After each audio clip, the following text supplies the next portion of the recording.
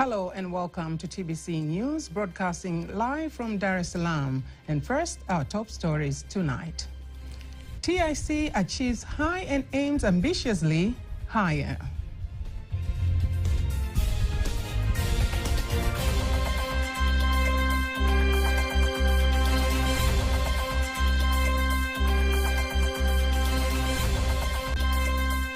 BOT remains optimistic as economy shines.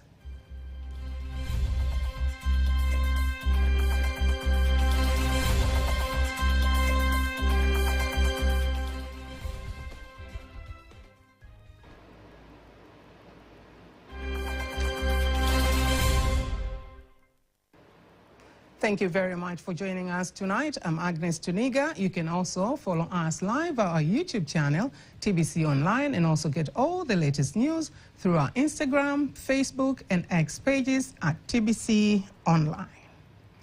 In marking the 3 years of President Samia Suluhu Hassan, the Tanzania Investment Center has registered 1,188 projects worth $15 billion and has created 345,464 jobs compared to 728 projects registered in the same period from March 2018 to March 10, 2021.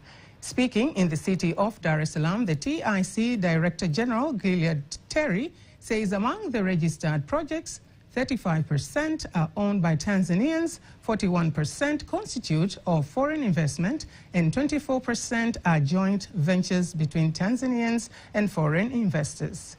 He elaborates that a large number of registered projects are in the priority sectors, including 538 industrial production projects, 225 transport projects, 110 tourism projects, 106 construction projects, and 106 agricultural projects. Furthermore, the Director General says for this year, 2024 alone, the center aims to register 1,000 investment projects that attract foreign capital investment worth $5 billion and $3.5 billion of domestic capital, and at least 10% of the projects registered aim at adapting to climate change so as to push forward beneficial and sustainable investments.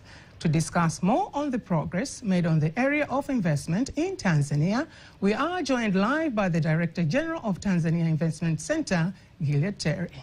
First of all, congratulations on the strides made in attracting new investment projects.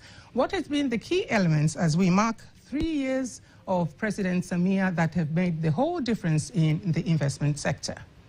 The number one game changer has always been the president. We are very lucky to have a very progressive president in Tanzania who really values investment, speaks the language of business, and has the ability to convey confidence to any investor, domestic, as well as foreign.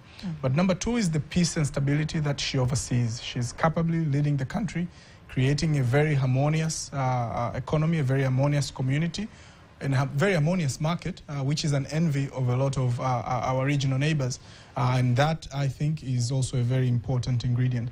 But the third thing is that she's a reformist president. She's a president that believes that the business environment can improve. And there is a chance for Tanzanians to also partake in the development and the growth of the economy that is upon us. But also the fourth thing, which is also most important, is the aggressiveness. Her Excellency has been number one champion of economic diplomacy, opening up a lot of doors and partnership across the world. And we at TIC, we have also tried to follow her pace as much as we have tried, and the results are quite evident. Do you have any provisions to increase the number of joint ventures, as experience also from other countries shows that it equips also the locals in new technological know-how? Yeah, I mean, this is number one priority for Her Excellency the President. One of the things that Her Excellency did from 2021 is to make sure that Tanzanians are partly owning all these dynamics and developments that are happening within the economy. So one of the things that she did, she amended the Investment Act to provide more opportunities for Tanzanians, not only to be registered as an investor, but to make it easy for them to start businesses. And it means they will become a much more active participant in their own economic development. It is now 10 times easier for a Tanzanian to be an investor compared to a foreigner. And that is what creates all this dynamism of joint ventures, as well as Tanzanians to be part of the growth story of our country. It should be noted that in the last quarter, between October and December 2023, 61% of projects that were registered under TIC, they were Tanzanian owned. This is the only time in the history of our country that Tanzanians are much more investing than foreigners in their own country. Proceeding to our questions, I also see here that you plan to triple your annual target this year with 1,000 investment projects. How are you planning to achieve that? So number one is focus on Tanzanians. We also understand that Tanzanians have not fully used their potential in terms of investment. So we are here in the media educating Tanzanians and trying to encourage them to take advantage of the openness of the economy that the administration of Her Excellency Dr. Samia Suluhu Hassan has created. So Tanzanians have to be the number one people to invest and take part in the economy. But also the law allows Tanzanians who have business to expand their business. So this is another way we think we will tap in a much bigger reservoir of domestic investment. But we have our immediate market, our East African community, our SADC community, African Continental Free Trade Area. We are targeting investors not only from South Africa, from Ethiopia, from Kenya, all the way to Egypt, for all of them to come in. But the third strategy is to fly under the wings of Her Excellency the President. Her Excellency Dr. Samia is touring the world, again, opening up markets, creating partnership with countries near, abroad, but as well quite distant.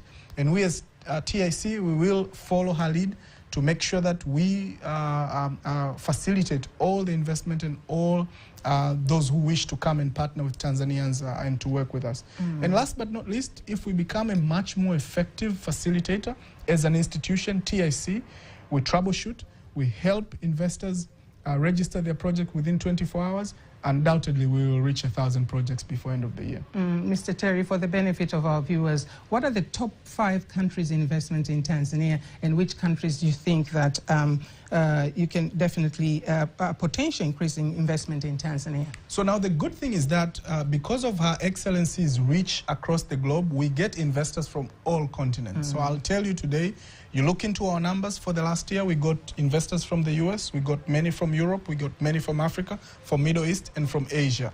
And in our numbers, countries do pop up from time to time. We see US, we see Panama, we see England, we see Italy, we see Egypt, we see UAE, we see China, we see India, Japan, and all these countries are coming to partner with Tanzania. And the reality is we have opportunities across different sectors which provide opportunities for different partners. So if we work in renewables, we get a lot of partners from Europe. If we look into energy, we get a lot of partners from Middle East. If we look into manufacturing, we get a lot of partners from East, from China, India, and the rest of it. So as our economy, we see a lot of investment coming from different parts of the world equally. And that's the strength of Tanzania. That's the beauty of the presidency of Her Excellency Dr. Samia Suluhu Hassan. It makes the opportunities quite wide across regions of the world. And what have been the major challenges that have been faced by the foreign investors, and how are you thinking to, charting ways in tackling that? So initially we started tracking the number of challenges that investors do face. And we used 12 metrics. And from the time that the president came into power in 2021, we saw the number of challenges dropping down from around 12 to about 2. The main 2 challenges that you would hear from investors now have to do with land allocation as well as tax administration. And what we are doing in these 2 areas is to enhance our dialogue. We as Tanzania Investment Center, in collaboration with our revenue authority, but also with the Ministry of Land, to make sure that these challenges are sorted. But they are certainly a minor kind of challenge compared to what they were 5, 6, 10 years ago.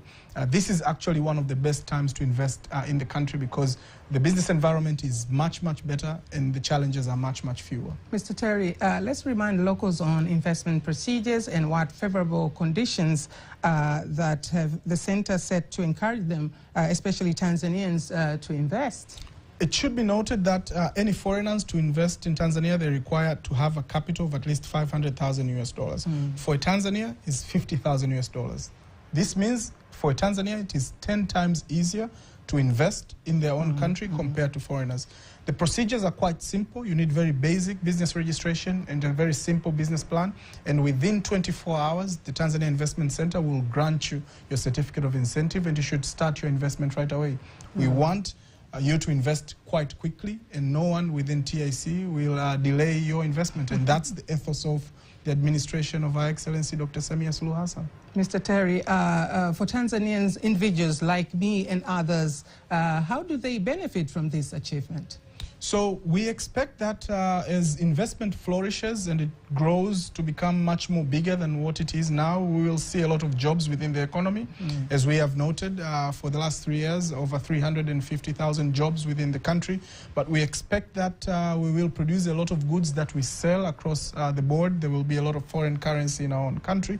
We expect new technologies within the economy that was not there before.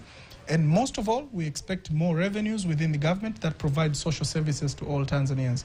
We are talking about roads, healthcare, water, power, and all of it is on the backdrop of taxes. And taxes are generated only when serious investment comes into the country. Mr. Gilad Terry, I thank you so much for your time tonight, sharing your thoughts with us. Thank you for the invitation. Thank you very much.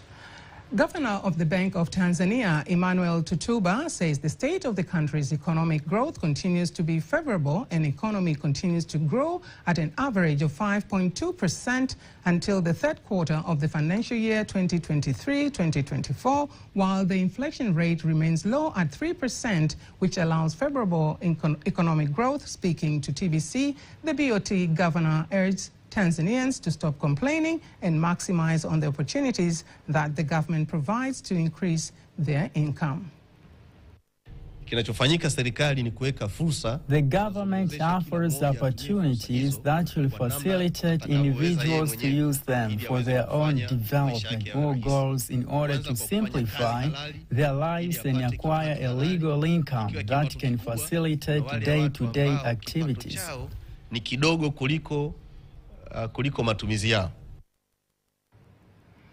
Furthermore, the governor says the Bank of Tanzania, through monetary policy, has the roles of ensuring that inflation continues to be low, the circulation of funds continues to be favorable, as well as to ensure that sufficient monetary condition in banks and other financial institutions.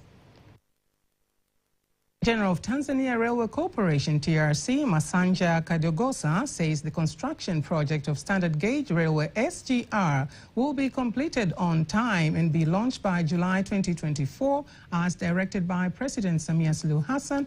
Furthermore, Kadogosa reaffirms progress of the SGR project from Dar es Salaam to Morogoro to have reached 98.9%.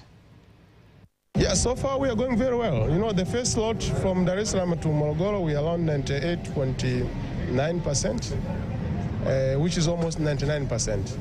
So we have few parts. The one going to the branching going to the port, but the second lot from Morogoro all the way to Makutupola Singida, we are around 97%. Then you have the third lot from Makupola to Tabora, around 14%. Then from Tabora to Isaka is around 5.4%. Then from Isaka to Mwanza, around 54%. Then we have the one coming from Tabora to Kigoma. We are on mobilization, and so, you know, and we are doing very well actually. And we expect to have a contractor maybe within April, from Uvinza all the way to Burundi. So far, really, the progress is really very good, despite of some challenges. Like many other ongoing construction projects across the continent, the Tanzanian Railway Project is part of the African Integrated High-Speed Railway Network that aims to connect Africa's 16 landlocked countries to seaports and provide interconnections between various regions.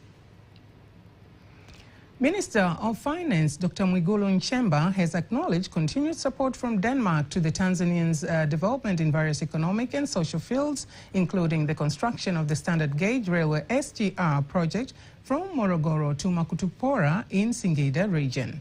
Dr. Nchemba made the remarks when he met and held talks with the Danish ambassador to Tanzania, Mette Dissing Spandet, in Dodoma, extending his appreciation to Danish government for its decision not to close its embassy in the country.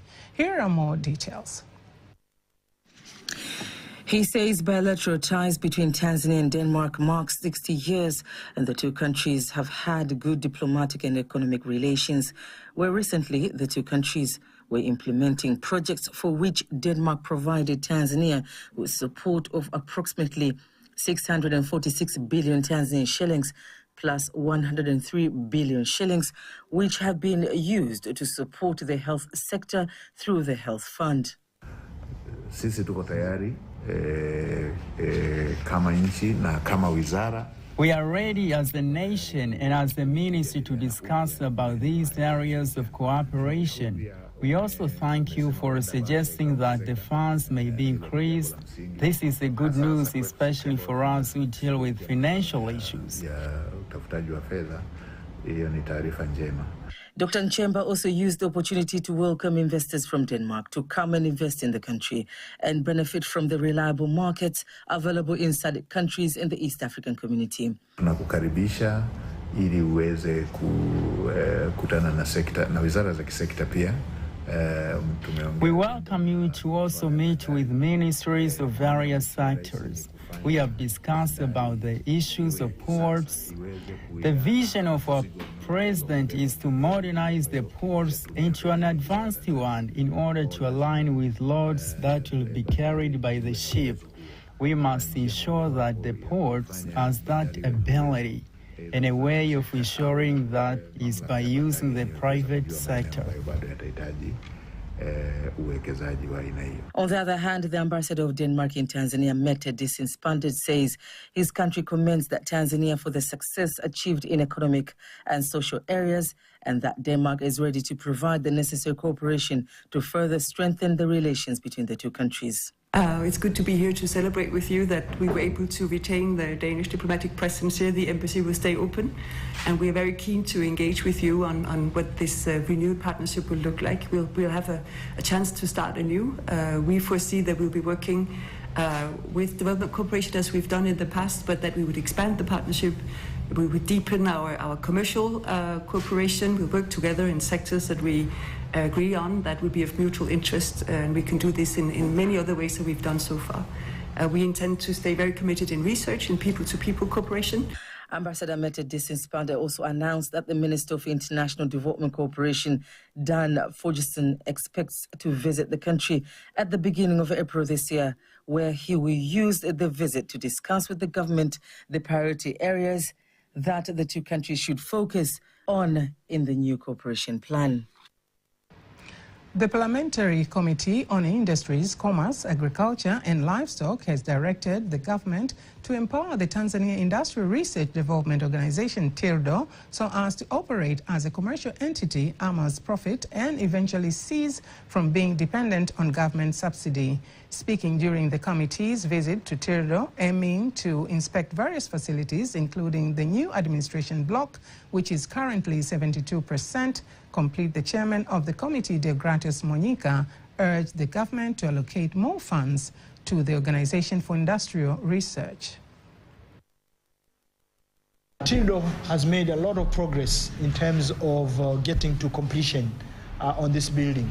They have so far reached almost 72% of the work that has been done, and we are also very much encouraged that their plan is to finalize this project by end of June this year. And so we are leaving this place with one issue which we need to really find a way to help them through the Minister for Industries and Trade, which is to find more funds for them, which will help them in the research.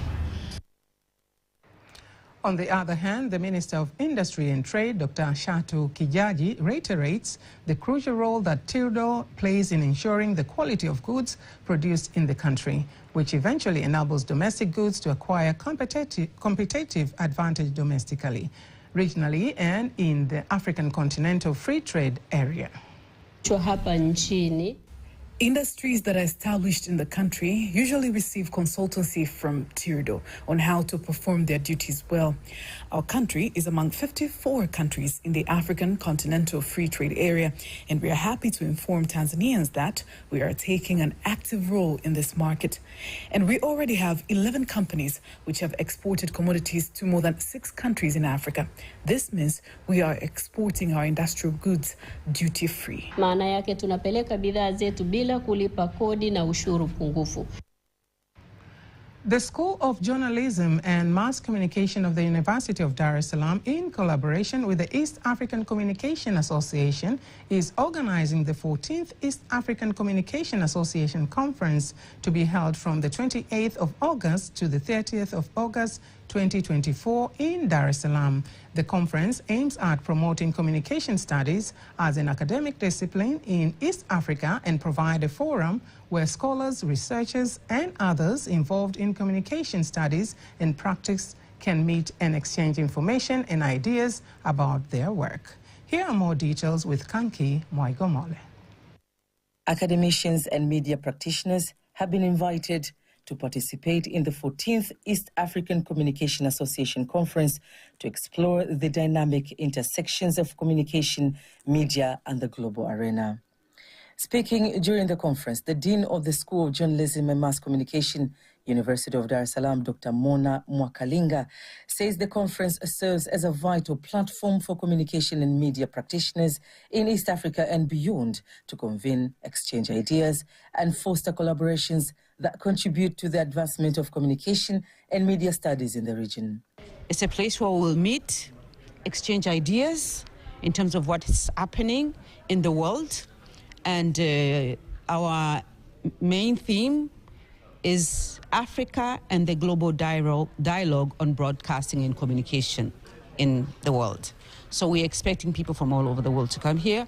And so far we have already had a good number of people from Kenya, Rwanda, Burundi, the United States, South Africa, Sweden, Norway, China, you name it, they've already said they'll be participating, and we're hoping more. On the other hand, Dr. Egbert Mkoko, who is among the coordinators of the conference, says the conference will feature keynote addresses, panel discussion workshops, and paper presentations, all aiming to explore the multifaceted role of communication and media in Africa's development within the global context. He furthermore says the visitors will use the opportunity to explore various tourist destinations available in the country, referring to the Royal Tour film that attracts new tourists every day. It's all about media, which helped our Royal Tour film to become so much popular worldwide. And now, in this conference, we want to make sure that we are going to discuss or to debate on the role of media in promoting tourism, whether in Tanzania or outside Tanzania, but generally, how media can work together with tourism sector to promote the tourism sector in our country. The East African Communication Association, which was established in 2011 by a group of journalism, media, and communication scholars working in East Africa, brings together scholars, researchers, and other involved in communication and media studies to share research on the media in the region. Kanki Mwegomole, TBC News. Before we wind up our local news tonight, let us now take a look at today's exchange rates according to the Bank of Tanzania, BOT.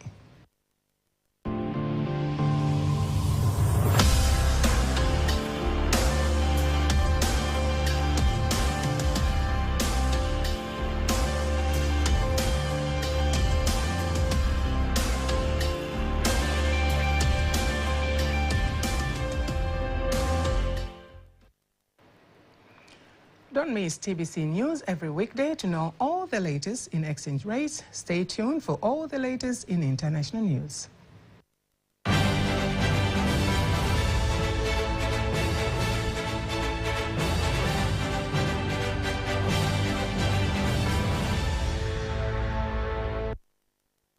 North Korea has tested 5 several short-range ballistic missiles as America's top diplomat visits South Korea.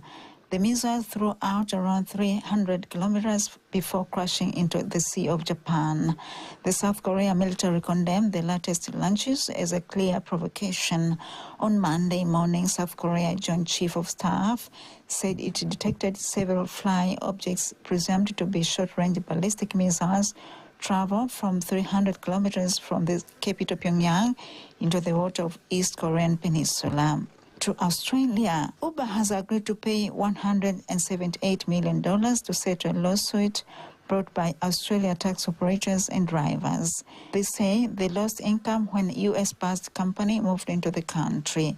The settlement is Australia's fifth largest. The lawsuit was filed in 2019 on behalf of more than 80,000 tax drivers.